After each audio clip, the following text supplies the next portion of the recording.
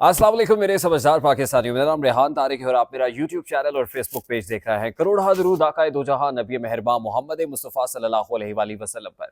इस दुआ और इस उम्मीद के साथ इस व्लॉग का आगाज करते हैं कि अल्लाह रब्बुल इज़्ज़त इस मुल्क के फैसला साजों के दिलों में समझदार पाकिस्तानियों के लिए नरमी पैदा कर दे। बानी पीटीआई और बुशरा बीबी के खिलाफ 190 बिलियन पाउंड केस का ट्रायल मुकम्मल होने जा रहा है। 190 मिलियन पाउंड केस में ट्रायल की वजह से बानी पीटीआई और बुशरा बीबी अडयाला जेल में हैं। जब ये ट्रायल मुकम्मल हो जाएगा उसके बाद इनके अडयाला जेल में रहने का कोई मकसद नहीं है। सबसे पहले तो मैं खबर इसी के साथ लिंक करूंगा कि अगर अडयाला जेल में नहीं होंगे तो फिर कहां होंगे। यानी इस्टेब्लिशमेंट ने, कंसर्न क्वार्टर्स ने क्या प्लान बनाया हुआ है कि इमरान खान साहब का 190 मिलियन पाउंड, और मैं आपको बता दूं कि अगले 10 रोज के अंदर अंदर, 10 रोज में ज्यादा बता रहा हूं, इसके अंदर अंदर ही, एक हफ्ते के अंदर अंदर ही इमरान खान और बुशरा बीबी के अगेंस्ट 190 मिलियन पाउंड केस का ट्रायल मुकम्मल होने जा रहा है। और उसके बाद अगला प्लान क्या है, क्या होने जा रहा है, मैं उसकी डिटेल्स आज के इस व्लॉग के अंदर आपके साथ शेयर करूंगा। उसके साथ ही आज जो खबर सामने आई कि जो फायरवॉल इंस्टॉलेशन है उस हवाले से जो टेस्ट रन है सक्सेसफुली एग्जीक्यूट कर लिया गया है। तो इस्टेब्लिशमेंट या DGISPR ने अभी गुज़श्ता रोज ही डिजिटल दहशतगर्द का लफ्ज बार बार इस्तेमाल किया। तो डिजिटल मीडिया को कंट्रोल करने के लिए एक फायरवॉल इस्टेब्लिशमेंट या हुकूमत मुतारिफ कराने जा रही है। कंसर्न क्वार्टर्स ही कर रहे हैं। जाहिर है, जो 5th जनरेशन वॉरफेयर कभी कहा करते थे, अब वही 5th जनरेशन वॉरफेयर के जो जंगजू तैयार किए हुए थे उन जंगजुओं को पकड़ना मकसूद है। और यही वजह है कि पाकिस्तान तहरीक इंसाफ पर भी क्रैकडाउन किया जा रहा है। इंटरनेशनल भी एक प्रोपेगेंडे का इसको एक शाखसाना करार दिया जा रहा है। अब बहुत से लोग ये पूछ रहे हैं, आपने देखा होगा कि आपका व्हाट्सएप भी स्लो डाउन हुआ होगा, आपकी जो सोशल मीडिया एप्स हैं, कम्युनिकेशन के जो टूल्स हैं वो बहुत स्लो डाउन थे और बहुत दिक्कत का, बहुत दुश्वारी का, इरिटेशन का सामना करना पड़ रहा था। मुझ समेत बहुत से जो हमारे दोस्त हैं वो यही शिकवा कर रहे थे। तो आज ये बात भी, ये खुदा भी खुल गया है कि असल में ये खुद से नहीं था बल्कि किया गया था। ये कोई टेक्निकल इशू नहीं था बल्कि फायरवॉल लगा के एक टेस्ट रन किया जा रहा था। यानी जब फायरवॉल इंस्टॉल हो जाएगी तो फिर ऐसा आप तकरीबन कमोबेश हर रोज ही देखेंगे कि अब कोई इमेज आपका ट्रांसफर नहीं हो रहा, ट्रांसफर हो गया तो डाउनलोड नहीं हो रहा, वॉइस नोट भेजा नहीं जा रहा, भेज दिया तो वहां से आप सुन नहीं पा रहे। यानी इस तरह की दिक्कत का सामना आप कमोबेश आपको हर रोज करना पड़ेगा। अभी तो ये खुला है, लेकिन जैसे ही अब क्योंकि गो हेड दिया है इंटीरियर मिनिस्ट्री ने भी, पीटीए को भी और टेलकोस को भी कि जनाब ये होने जा रहा है। अब होगा क्या, जो ट्रांसफर प्रोटोकॉल्स हैं, जो डेटा ट्रांसफर प्रोटोकॉल्स हैं जिसको कहा जाता है, जो टीसीपी पैकेट्स होंगे, उनमें बेसिकली को कीवर्ड्स इंस्टॉल कर दिए जाएंगे। यानी कीवर्ड्स डाले जाएंगे। डेटा, जैसे कहते हैं ना, फॉर एग्जांपल आर्टिफिशियल इंटेलिजेंस के अंदर तो ये होता है कि आपको सिस्टम को या ट्रेन करना होता है, आपको मशीन को ट्रेन करना होता है, जिसको मशीन लर्निंग कहते हैं। आप सिस्टम को ट्रेन कर देंगे कि ये कीवर्ड्स हैं, ये इमेजेस हैं, ये वेबसाइट्स हैं, हम ये चाहते हैं कि ये वेबसाइट्स ना तो सारिफ ओपन कर सके, ना इस तरह का कीवर्ड शेयर कर सके, ना इस तरह का इमेज जो है वो शेयर किया जा सके।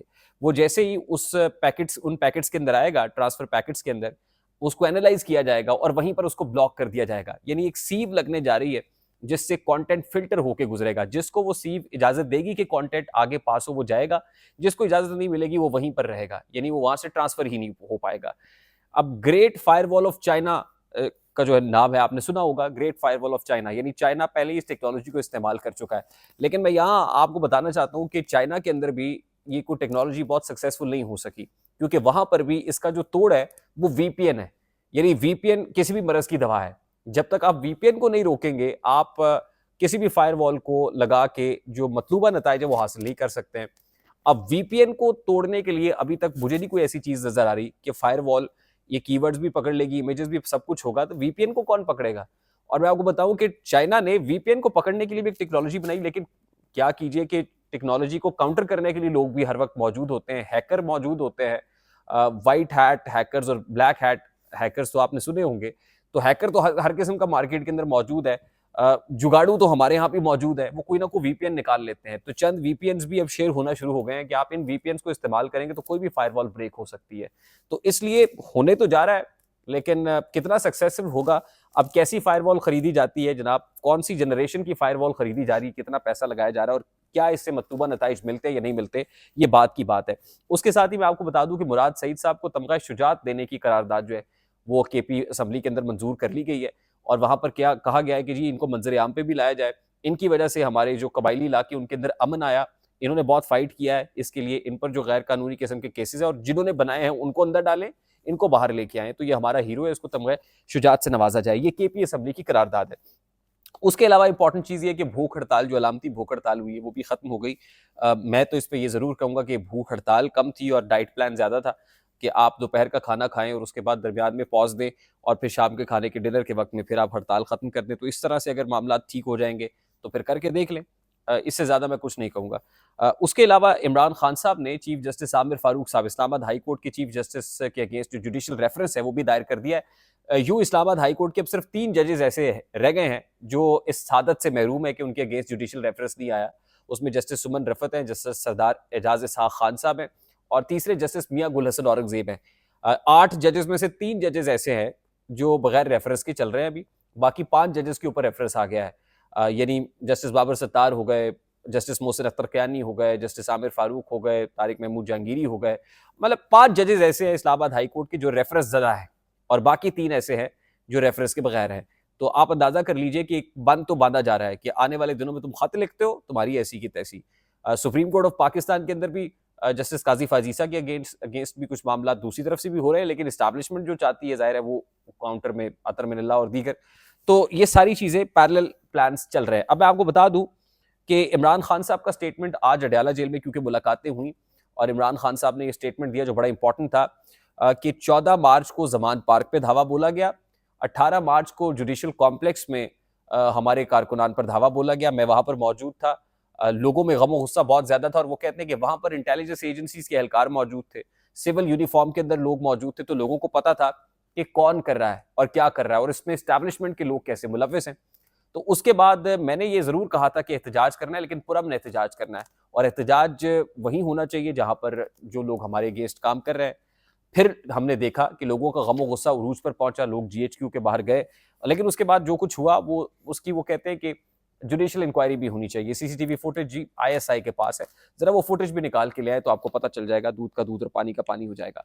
अब कुछ भी हो, इस वक्त जो मामलात हैं against Imran Khan and PTI, उसमें 1 दर्जन के करीब जो 9 मई के केसेस हैं, इसी में 9 मई के जो केसेस हैं और फिर मैंने आज सुबह व्लॉग के अंदर आपको बताया था कि एक और चार्जशीट आ रही है इमरान खान साहब की कॉल्स इंटरसेप्ट करने के मामले पर, उसमें और फिर 190 मिलियन पाउंड केस जो है वो अडयाला जेल के अंदर ट्रायल खत्म हो रहा है, उसके बाद जरूरत नहीं होगी। अब उनको या तो लाहौर के अंदर कोट लखपत जेल में मुंतकिल किया जाएगा या साहिवाल के अंदर मुंतकिल किया जा सकता है जहां पर 9 मई के ट्रायल चल रहे हैं।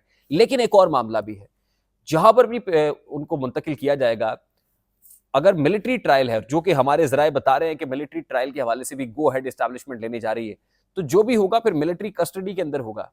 जो पॉइंट ऑफ कांटेक्ट होगा वो मिलिट्री का ऑफिसर होगा।